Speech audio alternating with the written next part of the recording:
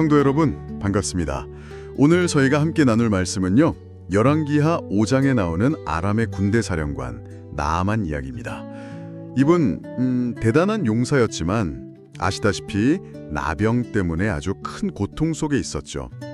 그래서 오늘 이 말씀을 통해서 나아만의 그 놀라운 치유 과정, 그리고 그 과정에서 나타나는 믿음, 특히 자신보다 낮은 위치에 있는 사람들의 말에 귀 기울이는 그 겸손함, 이게 얼마나 중요한지 한번 같이 살펴보려고 합니다.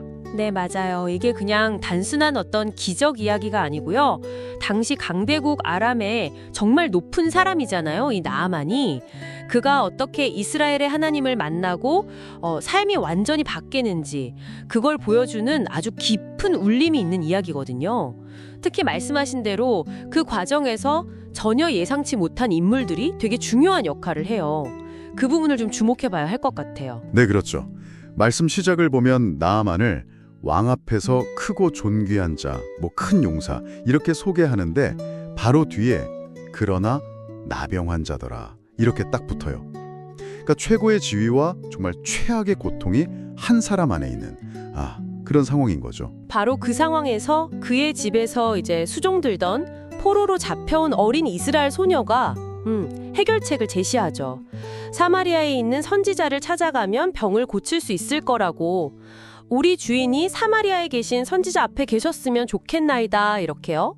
여기서 진짜 첫 번째로 놀라운 점은 나아만이 이 어린 소녀, 그것도 적국에서 온 포로 아이의 말을 그냥 흘려듣지 않았다는 거예요. 바로 왕에게 가서 이 말을 보고하거든요. 정말 대단한 부분이죠. 당시 아람 군대 사령관이면 거의 왕 바로 다음 가는 권력자였을 텐데 어린 노예 소녀의 말을 그렇게 진지하게 받아들이다니 그만큼 절박했기 때문일 수도 있겠지만요. 그래도 그 지위를 생각하면 쉽지 않은 결정이었을 것 같아요. 이게 이야기의 첫 번째 중요한 포인트가 되는 거죠. 그렇죠. 그래서 나아만은 이제 아람 왕의 편지를 받고 또 엄청난 예물을 준비해서 갑니다. 은이 10달란트, 금이 6,000개, 옷이 10벌. 와, 이게 오늘날 가치로 따지면 정말 어마어마한 액수죠. 아마 자기 힘으로 돈으로 치료를 사겠다. 약간 이런 생각도 있었을지 모르겠어요. 근데 이스라엘 왕은 이 편지를 받고 완전 오해하잖아요. 정치적인 문제로 생각하고 막 옷을 찢으면서 두려워하죠. 내가 사람을 죽이고 살리는 하나님이냐 이러면서요. 네, 왕조차도 어떻게 할 수 없는 문제였던 거예요. 그때 이제 엘리사 선지자가 그 소식을 듣고 왕에게 사람을 보내죠. 나아만을 자기한테 보내라고. 이스라엘에 하나님의 사람이 있다는 걸 알게 하겠다고요. 그런데 막상 나아만이 엘리사 집 문 앞에 딱 도착하니까 엘리사는 직접 나오지도 않아요. 그냥 사자를 통해서 요단강에 가서 7번 몸을 씻으라. 이 지시만 딱 전달하는 거죠. 여기서 나아만이 정말 폭발하죠.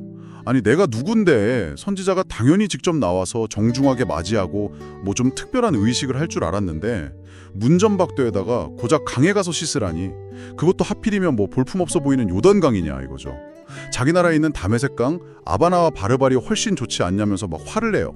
네, 기대했던 것과는 너무 달랐던 거죠. 이게 그냥 교만이라기보다는 자신의 지위나 경험에 근거한 어떤 기대 심리, 그런 게 작용한 것 같아요. 중요한 문제일수록 뭔가 좀 그럴듯한 해결책을 기대하는 우리 모습과도 좀 비슷하지 않나 싶기도 하고요. 그거 정말 흥미로운 지적이네요. 어쩌면 엘리사의 초방이 나아만의 그런 생각 자체를 좀 깨트리려고 했던 건지도 모르겠어요. 하나님의 방식은 인간의 지위나 예상과는 전혀 다를 수 있다. 이걸 보여주려 했을 수도 있고요. 그리고 바로 이 분노의 순간에 두 번째 조언자들이 등장합니다. 또 아랫사람들이네요. 네, 바로 나아만의 종들이죠. 이번엔 뭐라고 하는데요? 종들이 아주 지혜롭게 다가가서 말해요. 내 아버지요, 이렇게 부르면서요. 선지자가 당신에게 이보다 더 큰 일을 시켰어도 하지 않으셨겠습니까? 하물며 그냥 씻어서 깨끗하게 되라고 하는 것인데요. 정말 현명한 설득이죠. 더 어려운 일도 했을 텐데 이렇게 간단한 걸 왜 못하시냐는 거예요. 이야, 여기서 나아만이 또 한 번 놀라운 선택을 해요. 그 분노가 채 가라앉기도 전이었을 텐데 이번에도 종들의 말을 들어요. 자신의 뜻을 꺾는 거죠. 대단한데요. 진짜 들을 귀가 있었던 것 같아요. 맞습니다. 그의 그 분노와 어쩌면 교만함이 다시 한번 겸손한 순종으로 바뀌는 순간인 거죠. 그리고 말씀대로 요단강에 7번 몸을 담그니까 정말 그의 살이 어린아이 살같이 깨끗하게 회복됩니다. 와, 하나님의 그 단순해 보이는 방법에 순종했을 때 기적이 일어난 겁니다. 치유받은 나아만이 다시 엘리사에게 돌아와서 예물을 드리려고 하잖아요. 네, 근데 엘리사는 단호하게 거절하죠. 아마 이 치유가 어떤 사람의 노력이나 재물로 얻어진 게 아니라 정말 오직 하나님의 은혜다. 이걸 분명히 하려 했던 것 같아요. 그렇죠. 그리고 여기서 나아만의 결정적인 변화가 나타납니다. 그가 이렇게 고백해요. 내가 이제 이스라엘 외에는 온 천하에 신이 없는 줄을 아나이다. 이건 단순한 육체의 치유를 넘어서 정말 참 하나님을 만나는 영적인 변화를 경험한 거예요. 네, 맞아요. 그래서 그는 이제 고향 아람에 돌아가서도 오직 여호와께만 제사를 드리겠다 이렇게 다짐하면서 이스라엘의 흙을 좀 달라고까지 하잖아요. 완전히 새로운 사람으로 거듭난 거죠.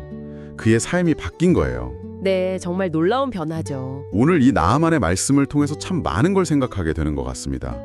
첫째는 하나님의 일하심이라는 게 우리의 예상이나 어떤 사회적인 지위 이런 걸 뛰어넘어서 때로는 정말 가장 작고 연약하다고 생각되는 이들, 그러니까 그 어린 소녀나 종들을 통해서도 시작될 수 있다는 점, 이게 참 놀랍고요. 네, 특히 나아만이 그 결정적인 순간마다 자신보다 낮은 위치에 있는 사람들의 말에 귀 기울이는 그 겸손함, 그걸 보였을 때 길이 열리고 또 치유와 믿음의 성장이 일어났다는 사실이 정말 중요한 것 같아요.